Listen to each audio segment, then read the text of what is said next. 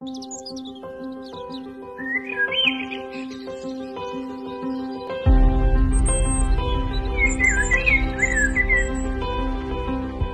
bicara soal hidup dan penghidupan manusia, tanah adalah muaranya.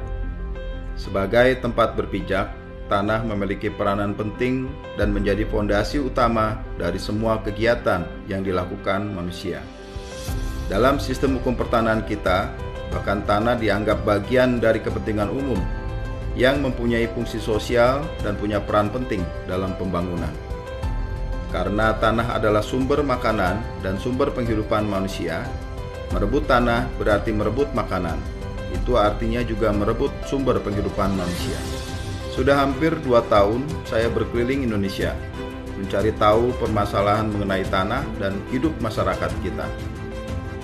Masih ada ketimpangan penguasaan atas tanah, status tanah yang belum jelas, ketidaksesuaian tata ruang, konflik agraria yang tidak terselesaikan, belum lagi masalah masyarakat adat yang perlu mendapat perhatian khusus.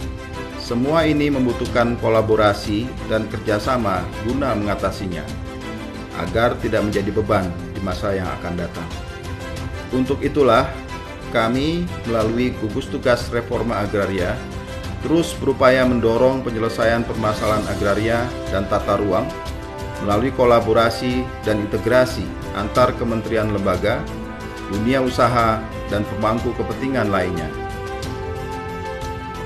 Reforma agraria memiliki tujuan yang sangat mulia, yaitu menciptakan kemakmuran dan kesejahteraan masyarakat, menciptakan lapangan kerja untuk mengurangi kemiskinan, memperbaiki dan menjaga kualitas lingkungan hidup, meningkatkan ketahanan dan kedaulatan pangan, menangani dan menyelesaikan konflik agraria, mengurangi ketimpangan penguasaan dan kepemilikan tanah, serta memperbaiki akses masyarakat kepada sumber ekonomi.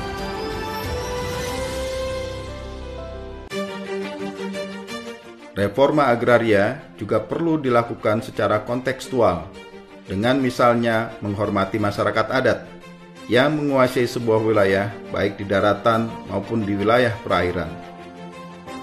Reforma agraria di wilayah pesisir dan pulau kecil juga menjadi perhatian kami untuk memberikan kepastian hak serta dukungan akses bagi masyarakat yang secara turun-temurun bahkan sebelum NKRI terbentuk telah hidup di atas air dan menggantungkan kehidupannya dari hasil laut.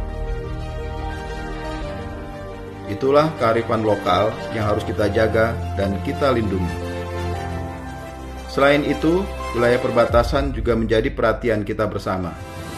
Memberikan kejelasan kepemilikan berupa sertifikat tanah yang berada di area perbatasan, membangun kawasan pedesaan yang berakselerasi menjadi kawasan perkotaan, dengan mengembangkan potensi yang dimiliki untuk kesejahteraan masyarakat perbatasan melalui perwujudan pola ruang dan struktur ruang. Tujuan mulia ini harus kita kawal secara bersama.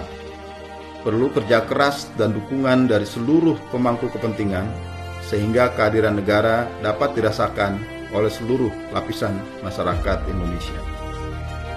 Ayo bersinergi, mari kita bersama membangun negeri.